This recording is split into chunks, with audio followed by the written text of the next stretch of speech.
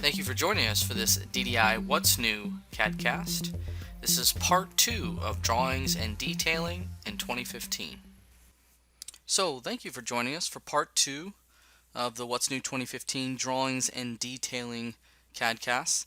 We're going to pick up right where we left off with part 1 and cover the remainder of the features. So let's quickly jump through those. The few features we have left, one of the big ones is omitting layers from printing. So we also have some generic model detailing enhancements to go over, as well as some enhancements to notes and balloons, as well as tables, and then lastly, just some new sheet formats for 2015. So let's jump right into the first one, and that is omitting layers from print. So like you might expect, this functionality allows us to exclude layers when we're printing drawings. And so let's take a look at this. I'm going to jump into SolidWorks, and here I have a note. It could be any note, really any annotation that you can apply to a layer, you can do this to. And when I right click on it, one of the first things you'll notice when I change the layer is a new layer called Security. Now, the Security layer is just a new layer that you're going to see in the list by default, but what's unique about it when I go into the layer properties is in the layer dialog you now have this row for print options. And this basically allows you to turn on and off the print functionality per layer. And by default, the security layer is set to off. It does not print. So anything associated with the security layer will not print. And the new functionality again is this print column that's specific to the layers that you're applying your annotations to. And so of course if I apply a note or any annotation to that layer, when I go to do a print, you do not see the note. So that's the new omitting layers from print. You'll notice in 2015 a new security layer that by default has is set not to print. But you can set it to any layer you'd like, give them any names you'd like, but by default you'll see that in the 2015 release. So let's move on, and the next feature in my list are some of the new model detail enhancements for 2015. So there's really a few big enhancements to model detailing, but they all kind of pertain to reference dimensions and how they're applied at the assembly and part level. So I'm going to jump right into it. Now this isn't necessarily a drawing enhancement, but more a detailing enhancement. I'm going to go ahead and open up the assembly. I want to point out a few new things. One of the first things I want to point out is when you add a smart dimension, any kind of a reference dimension, and you apply it, you can right click now and you'll see a select annotation view option, and it allows you to quickly select an annotation view to associate that entity with, right? So if you like to capture the dimensions in specific annotation views inside your 3D model, you can now do it from a right click menu much easier than in the past. Also nice is the independent control we have now under the view menu. So under the view menu, you'll see an option for top level annotations or component annotations. Just easier access to turn on and off these reference dimensions. So let me show you what I mean. Obviously this is a top level annotation because I applied it at the assembly level. So if I go to view top level annotation and turn that off, of course the reference dimension disappears. I'm going to open this part up and add a quick reference dimension to this part. Okay.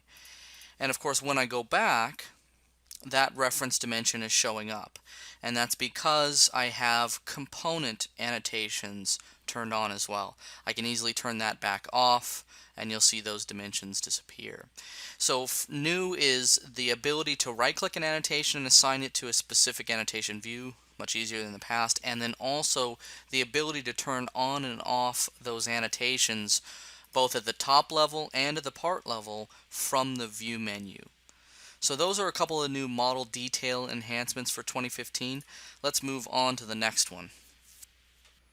Okay, so now we're moving on to some of the note and balloon enhancements for 2015, and a few of the big ones. Probably one of the biggest is the support for spline leaders and notes and balloons. Also, we have some enhancements to paragraph properties, some new features in the note command itself. So let's just jump right into it. One of the first things that I want to point out, and it's a small change to balloons, is when a part has a missing reference or has some kind of issue with a balloon, we're all used to seeing this asterisk. Well, in years past, it was never very good feedback about what was the problem. Was it missing? Was the configuration wrong? Was it excluded? What was the issue? Now when you mouse over a balloon that has an asterisk in it, it will tell you in the tooltip what the problem is. So you'll see in the tooltip there it says component is excluded from BOM of this assembly. So it's giving me feedback telling me what the issue is. So the tooltip in a situation of an asterisk for a balloon will now give you feedback telling you what the problem is. Now the next enhancement I'm going to go over is just an enhancement to notes. I'm going to go ahead and add a note. In the flyout toolbar, this formatting toolbar, you're going to notice a new icon on the right, paragraph properties. And it allows you to set indent settings. It allows you to set spacing for paragraphs. You can do bullet numbering settings, trying to make it a little bit more user-friendly when we talk about writing rather large text notes. Especially useful if I'm trying to give someone a series of instructions. I can set, for instance, a 1, 2, 3 format like so, okay, and then I can just start typing. And as soon as I hit enter, it goes right on to the next two, right? Enter, right on to 3. So it gives me that Word or Google Docs style formatting where it automatically knows I'm going to the next item on my list. Just trying to make it a little bit more user-friendly for those creating large notes in SolidWorks 2015. So one of the last things I want to get into is an enhancement to leaders for both notes and balloons. So in 2015, when you select a balloon or a note, under More Properties, Leaders, you're going to see a new button for Spline Leader. And of course, like the name implies, it turns the leader of that entity into a spline. And the neat thing about this is you can grab and manipulate the leader just like a style spline. So these are very common in pattern drawings, but also very useful, I think, if you're just trying to bend the leader around something that may be in the way. Maybe it's another view, another note, something along those lines. I can just grab and pull on this, and it behaves just like a style spline, but of course it's the leader for my balloon. It works the same exact way for notes. You just select the note, go to your leader tab, and you'll see that option for spline leaders. So that's the new option there, spline leaders, and those are some of the new enhancements to notes and balloons for 2015. So next in my list. So I'd like to jump into a few new table enhancements for 2015. I'm just going to jump right into the software.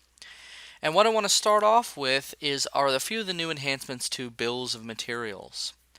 Now, one of the biggest enhancements to bill of materials is the better support in the template for auto-splitting the bill of materials. I'm going to show you what I mean. If I right-click here and go to split, we've always had this horizontal auto-split option. And it allows us to continuously split the BOM at a certain count, or certain number of rows. The problem with this setting was in the past is it was to BOM specific, meaning I had to set this value for every single bill of materials that I inserted. Now in 2015, if you set this setting, you hit apply, and then you save your template, your bill of materials template, it will embed that setting in the template so that I no longer have to apply the auto split settings to every single BOM I insert going forward. So we're essentially modifying the template to include that auto split option. Couldn't do that in years past, now we can. So again, set your auto split settings, save the template, and then you shouldn't have to do that anymore. The next enhancement is to how we sort a bill of materials. So I'm just going to right click here, go to sort, and you're going to see two new methods for how we sort. We have literal and numeric. And literal is literally an alphanumeric sort, right? ABC, so on. And then we have numeric, which is, of course, based on the numbers, right? So 1, 2, 3, and so on. Now, if it's a combination, A1, A2, etc., then it will sort, for instance, if I set this to numeric, it will sort first by letter and then by alphanumerics. We have an option here to sort either literal or by numeric methods. So two new sort methods for bills of materials. Let's move on to revision tables. Now, one of the first enhancements I want to point out to revision tables is a new button here. Now, in years past, you had to know a very specific sequence of events in order to add a revision to your revision table. Now, if I want to add a revision, all I have to do is click on this little button in the bottom left corner of my revision table, and it automatically adds a new revision row to that table. Also new is it automatically drops you into the revision symbol command. It assumes you want to place revision symbols the moment you add a new row to the table. So I can click and there's a new revision symbol. Okay. So the revision tables, now inserting new rows is just a matter of clicking on this button. They also come with zone information now in the default revision table. And then, as I mentioned, the symbols are also being added automatically as soon as you add a new row. Now you can shut that option off. So if you don't care for it automatically adding new revision symbols, you can select the option under System Options, Drawings, Enable Symbol when adding new revision. That will turn off the new revision symbol functionality as soon as you add a new row to your Rev table. So it just depends on your preferences, but you can shut that new revision symbol functionality off in the 2015 release as well. So those are some of the new enhancements to tables for 2015. Let's move on to the last one in our list. So there are 3 new sheet formats that are available in SolidWorks 2015, and I thought I'd just list them here. So these are the three new sheet formats. We have an F size, which is the ANSI drafting standard, and we have 2 new A0 sheet format sizes available for you in 2015. So that is it for the enhancements for drawings and detailing in 2015.